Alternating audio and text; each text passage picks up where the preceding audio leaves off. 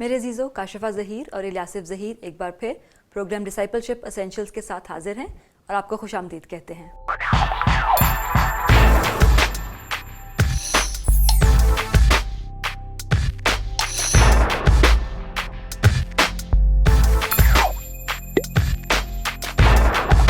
میرے عزیزو، آج ہم کلام مقدس کی اس نصیحت پر بات کریں گے کہ دنیا سے الگ ہو جاؤ، جس کا ذکر رومیو 12 باب اور اس کی دوسری آیت میں آیا ہے کہ اس جہان کے ہم شکل نہ بنو، اور الیاسف کے ساتھ مل کر ہم اسے سیکھیں گے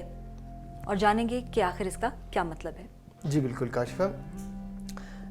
یہ جو آپ نے سوال کیا ہے کہ اس دنیا کی ہم شکل نہ بنیں یا اس دنیا سے علیحدہ ہوں،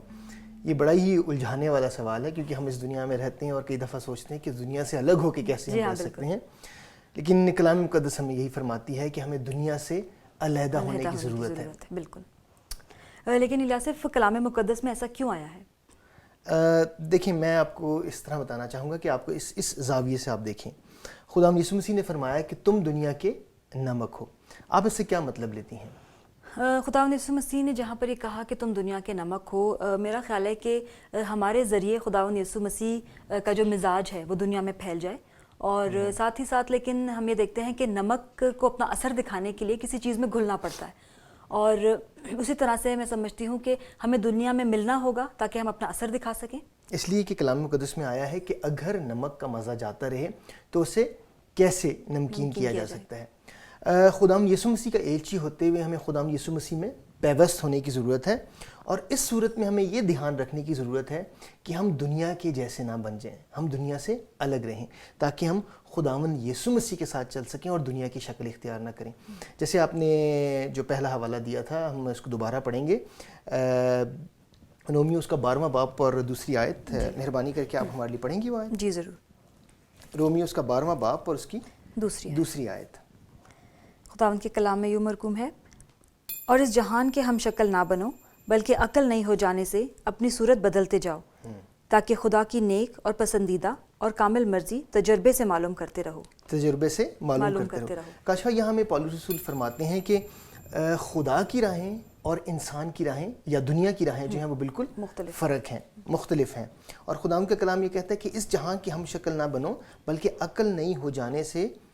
اپنی صورت بدلتے جاؤ، تاکہ خدا کی نیک اور کامل مرضی، پسندیدہ اور کامل مرضی تجربے سے معلوم کرو۔ تو ہمیں یہ پالوس رسول یہاں پر یہ سمجھاتے ہیں کہ دنیا کی جو راہیں ہیں اور خدا کی راہیں جو ہیں وہ مختلف ہیں اور فرق ہیں، اور جب ہم دنیا میں رہتے ہیں مسیحی ہوتے ہوئے، یاد رکھیں کہ میں لفظ استعمال کر رہا ہوں کہ مسیحی ہوتے ہوئے جو ہم دنیا میں رہتے ہیں، تو ہمیں خداوند کی راہوں پر چلنا ہے اور اس کی مرضی کے مطابق جو ہے وہ زندگی گزارنی ہے۔ الیاسف، یہ جو بات ہے کہ دنیا سے الگ ہو جاؤ، اس کو آپ کسی مثال کے ساتھ بیان کر سکتے ہیں تاکہ ہمارے لیے سمجھنا اور آسان ہو جائے؟ جی بالکل، میں ایک کہانی سے آپ کو اسے سمجھانے کی کوشش کرتا ہوں۔ ایک طالب علم تھا 10ویں جماعت کا، اس کا نام تھا نیل، اور دکھنے کا وہ بہت اچھا تھا اور کلاس میں ہیرو مانا جاتا تھا، لیکن اس کا ہیرو مانے جانے کا مطلب یہ نہیں تھا کہ وہ پڑھائی میں بہت اچھا تھا، بلکہ وہ شرارتیں بھی زیادہ کرتا تھا اور پڑھائی میں بھی اچھا نہیں تھا اور اکثر فیل ہو جایا کرتا تھا۔ اور اس کے برعکس ایک ایوریج اسٹوڈنٹ جو تھا، ان کی جماعت میں ایک اور لڑکا تھا جس کا نام تھا ڈیوڈ، جو کہ ایک مسیحی تھا، اور ایک دن ان کے ٹیچر نے، ان کے استاد نے ایک سرپرائز ٹیسٹ جو ہے وہ اس کلاس کا لیا، اور یہ اتفاق ہے کہ کسی کو وہ ان سوالوں کے جواب نہیں آتے تھے، اور نیل کے ساتھ باقی کلاس کے جتنے طالب علم تھے انہوں نے مل کر نقل کی، اور نقل سے وہ جو ہے وہ ٹیسٹ پاس کیا، لیکن دوران اس نقل ڈیوڈ جو تھا اس نے نقل نہیں کی۔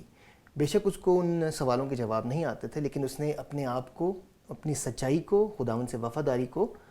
الگ ظاہر کیا، اور اس نے وہ نقل نہیں کی، اور صرف وہی جماعت میں فیل ہوا اور باقی سب پاس ہو گئے۔ لیکن اس کا ایک بڑا مثبت اثر جو ہے وہ نیل کی زندگی پر ہوا، جب اس نے ڈیوڈ کو اس سارے عمل میں سے گزرتے ہوئے دیکھا، اور دیکھا کہ کس طرح اس نے اپنی سچائی کا ساتھ دیا ہے،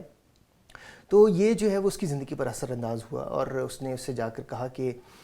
ڈیوڈ، میں بھی اپنی زندگی بدلنا چاہتا ہوں، جو تم نے کیا ہے وہ بہت اچھا اور درست کیا ہے، تم نے سچائی کا ساتھ نہیں چھوڑا۔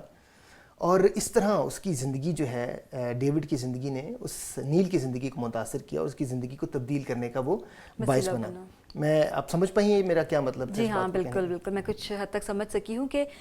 ڈیوڈ جو ہے وہ گو کے جماعت کا حصہ تھا اور انہی میں سے ایک بچہ تھا، لیکن اس نے دوسرے بچوں کی طرح نقل کرنے سے زیادہ جو ہے وہ فیل ہونے کو ترجیح دی، اور اسی بات کو جو ہے وہ نیل جس بات سے بہت ہی متاثر ہوا اور اس کی زندگی میں تبدیلی آئی، اور میں سمجھتی ہوں کہ یہاں پر ڈیوڈ نے اپنے آپ کو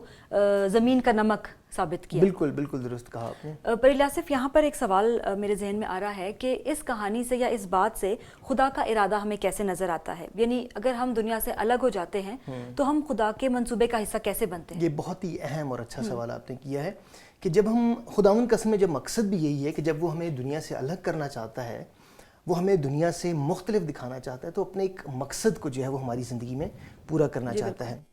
اور میں آپ کو مثال اس طرح دینا چاہوں گا کہ بنی اسرائیل قوم کو پرانے عہد نامے میں جب ہم پڑھتے ہیں تو خداوند نے اس قوم کو اپنے لیے چن لیا، اس قوم کو علیحدہ کیا، اس قوم کو مختلف کیا، اس قوم کو شاہی کائنوں کا فرقہ کہا، اس قوم کو جو ہے ایک مقدس قوم کہا، اور یہ سب کچھ خداوند نے اس لیے کیا کہ ان کو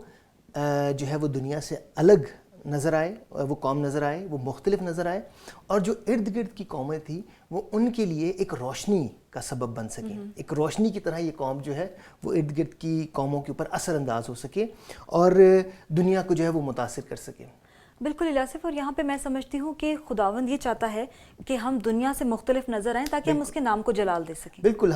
خداوند یہی چاہتا ہے کہ ہم دنیا سے اپنے آپ کو الگ دکھائیں، دنیا سے نظر آئیں تاکہ اس کے نام کو جلال ملے اور اس کا منصوبہ جو ہے ہماری زندگی میں پورا ہو۔ اگر آپ متی کی انجیل اس کا 6 باب اور اس کی 24ویں آیت ہمارے لیے پڑھیں تو ایک حوالہ میں آپ کو یہاں دینا چاہتا ہوں اس بات سے۔ متی کی انجیل اس کا 6 باب اور اس کی 24ویں آیت۔ جی ہاں، خداوند کے کلام میں لکھا ہے، کوئی آدمی 2 مالکوں کی خدمت نہیں کر سکتا، کیونکہ یا تو ایک سے عداوت رکھے گا اور دوسرے سے محبت، یا ایک سے ملا رہے گا اور دوسرے کو ناچیز جانے گا۔ تم خدا اور دولت دونوں کی خدمت نہیں کر سکتے۔ کوئی آدمی 2 مالکوں کی خدمت نہیں کر سکتا، یا تو وہ ایک سے عداوت رکھے گا اور دوسرے سے محبت۔ خداوند کا کلام ہمیں واضح طور پر یہاں بتاتا ہے کہ اگر ہم دنیا میں رہتے ہوئے دنیا کو بھی خوش کرنا چاہتے ہیں اور خدا کو بھی خوش کرنا چاہتے ہیں تو یہ ناممکن ہے۔ ہم 2 مالکوں کی ایک وقت میں خدمت نہیں کر سکتے۔ کئی دفعہ ضروری نہیں ہے کہ دولت ہی ہماری مالک بن جائے، بلکہ کئی دفعہ ہماری جو دوسری پرائیورٹیز ہوتی ہیں وہ ہمارا خدا بن جاتی ہیں، مثلا ہمارا پیسہ، ہمارا کام، کئی دفعہ۔ تو یہاں کلام مقدس کا کہنے کا مطلب بھی یہی ہے کہ جب ہم خدا کا کلام کہتے ہیں کہ اس دنیا کی ہم شکل نہ بنو، تو وہ ہمیں دنیا سے علیحدہ کرنا چاہتا ہے تاکہ اپنے منصوبے کو ہماری زندگی میں پورا کر سکے اور اپنے نام کے جلال کے لیے ہماری زندگیوں کو استعمال کر سکے۔ الیاسف، یہ بات آپ کی ٹھیک ہے، لیکن مجھے یہ بتائیں کہ ہم دنیا میں رہیں اور دنیا کے کا حصہ نہ بنیں تو یہ کیسے ممکن ہے؟ یہ بھی آپ نے بہت اچھا سوال کیا۔ جیسے میں نے پہلے کہا تھا کہ دنیا میں رہیں اور دنیا کا حصہ نہ بنیں، یہ بڑا مشکل ہے کیونکہ ہمیں رہنا تو اس دنیا میں ہی ہے۔ دیکھیں، میں آپ کو اس طرح اس کی مثال دینا چاہوں گا کہ ہمارے سر پر چرند اور پرند جو ہیں وہ اڑتے اور منڈلاتے ہیں۔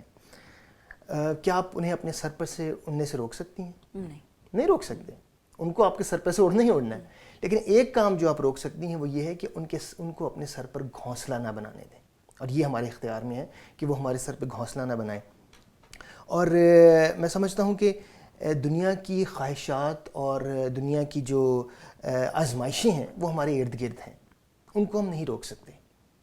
لیکن ہم یہ ضرور کر سکتے ہیں کہ ان کو اپنی زندگی پر حاوی نہ ہونے دیں، اپنی ذات پر حاوی نہ ہونے دیں۔ اور کئی دفعہ ہم اپنی کوشش سے کرنے کی کوشش کرتے ہیں۔ آپ نے کئی دفعہ محسوس کیا ہوگا کہ اگر کوئی شخص جو ہے کسی آزمائش میں گرفتار ہوتا ہے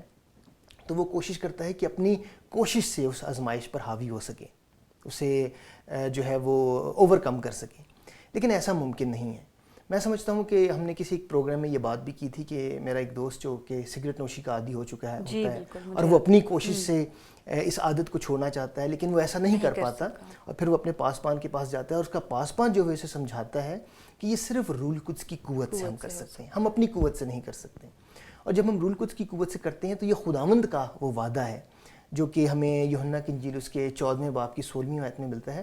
اور خداوند یسوع مسیح نے کیا کہا کہ میں باپ کے پاس جاتا ہوں اور تمہارے لیے دوسرا مددگار بھیجوں گا، یعنی روح حق، وہ تمہارے ساتھ ہوگا اور تمہارے اندر ہوگا۔ روح حق روح القدس کی موجودگی معموری جو ہماری زندگی میں ہوگی تو وہ ہمیں گائیڈ بھی کرے گا اور ہماری رہنمائی کرے گا کیا تاکہ ہم ان ساری آزمائشوں سے جو ہمارے ارد گرد ہیں ان سے ہم بچ سکیں, دنیا سے علیحدہ ہو سکیں اور خداوند کی مرضی کے مطابق زندگی گزار سکیں. بے شک یہ باتیں بہت ہی زیادہ ایمان کو بڑھانے والی ہیں, اور میری دعا ہے کہ خداوند آج کے پروگرام کے وسیلہ سے ہم سب کو بہت برکت دے,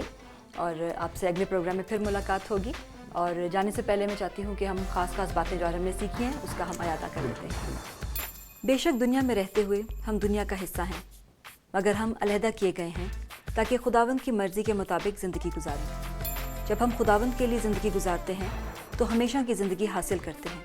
خدا کے فرزند بن جاتے ہیں اور وہ ہماری حفاظت کرتا ہے. میرے عزیزو, آج کے پروگرام کو ہم یہیں پر ختم کریں گے. اگلے پروگرام میں آپ سے پھر ملاقات ہوگی. تب تک کے لیے خدا حافظ. خدا حافظ.